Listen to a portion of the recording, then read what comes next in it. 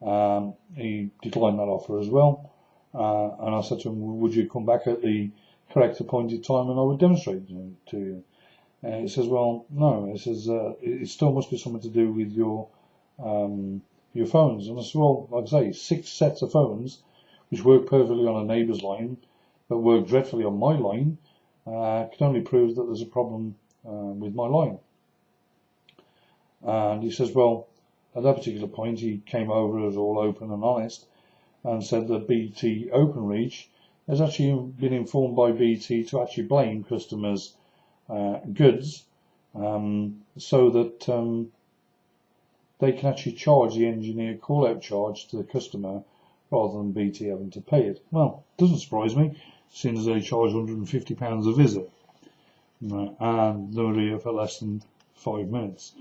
Anyway, the broadband speed didn't improve, but then the BT engineer said that he knew what the problem was now, and he'd have to leave and go to the exchange, and give him 5 or 10 minutes, and everything should be working. I said, okay, that's fine. He left the property. 5 minutes later, all the lights on the broadband hub flashed into orange, just like they've been doing on a regular basis since day one. So I thought nothing unusual about that. But this time they actually stayed off. Stayed off for about 3 or 4 minutes. They came back on, and they came on solid blue. And I thought, oh, perhaps something's happened. So I did a speed check, and my broadband speed had gone up to 4.5 megabit.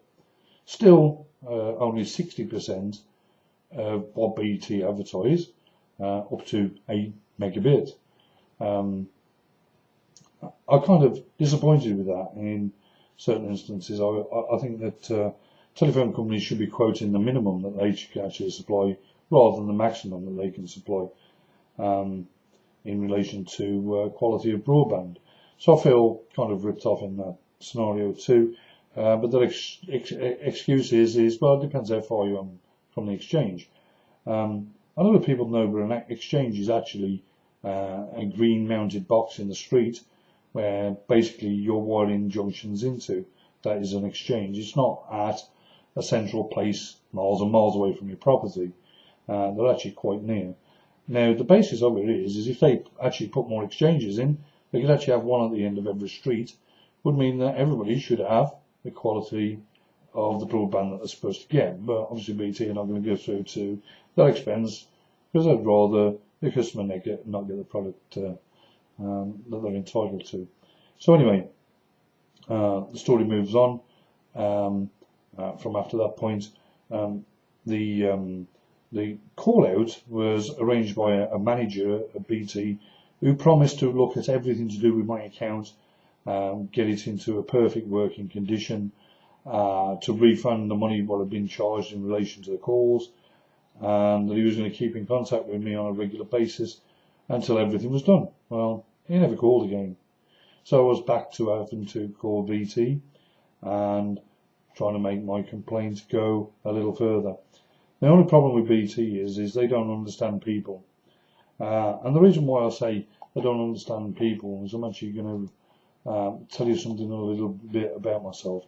I'm actually what's called a coprolia sufferer. Coprolia is spelled C-O-P-R-O-L-A-L-I-A.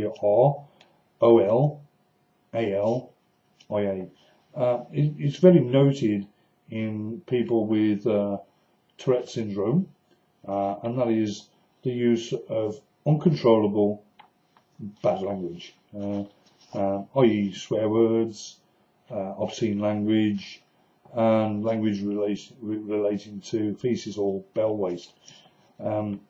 This I've had since being a child, and he's actually a disability. Right? And the reason why is because normal people don't have that problem. It's actually much easier for them to discuss situations with other people. There is a law what protects people with disabilities. It's called the Disability Discrimination Act, but it actually changes on October the 6th to something called the Equality Act. Right? But under the Discrimination Act, which is current at the moment, coprolia is seen as a disability. So to do anything against somebody with coprolia,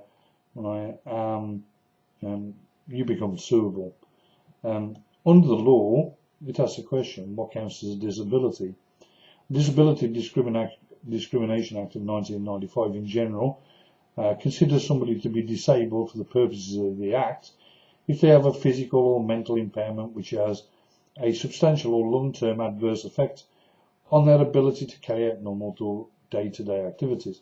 Now, obviously, there's times where I end up swearing, and that is, for a start, it was quite humiliating for myself.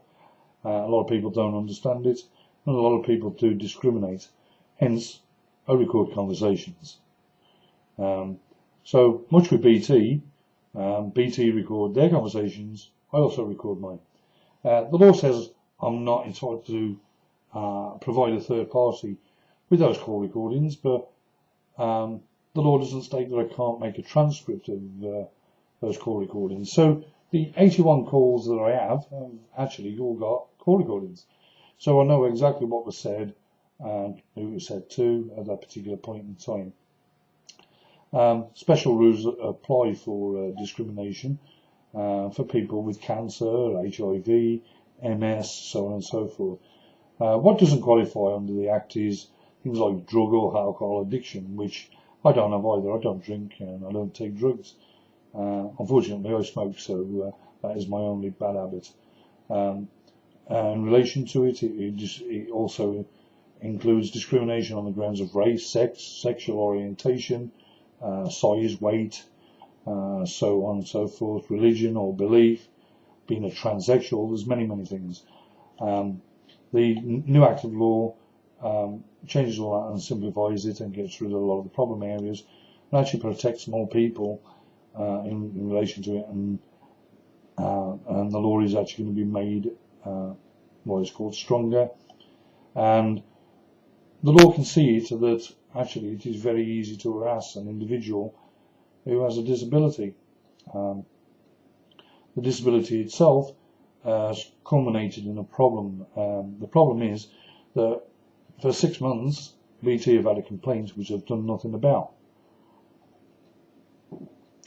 The 81 calls that have took place to actually resolve the complaint culminated in a letter sent by BT, which is right here. You can probably see the BT logo on it, and the contents start with Wim writing to you received a report within BT security that you have been abusive to BT employees. I'm going to read the letter to you. This is we're writing to you because we've received a report within BT security that you've been abusive to BT employees. Well, I want to make a point at this particular point in time. There was a time where I've had 2 phone calls. One was with a temp agent at their Warrington branch, who actually thought she'd put me on hold and discussed with a colleague of hers, and she basically said, this prick is going to drop me in the shit. So what she was referring to me as was a prick, and that I was going to drop her in the shit. I probably think that means that I was going to get into some type of trouble in relation to the content of the call, because she was actually quite rude.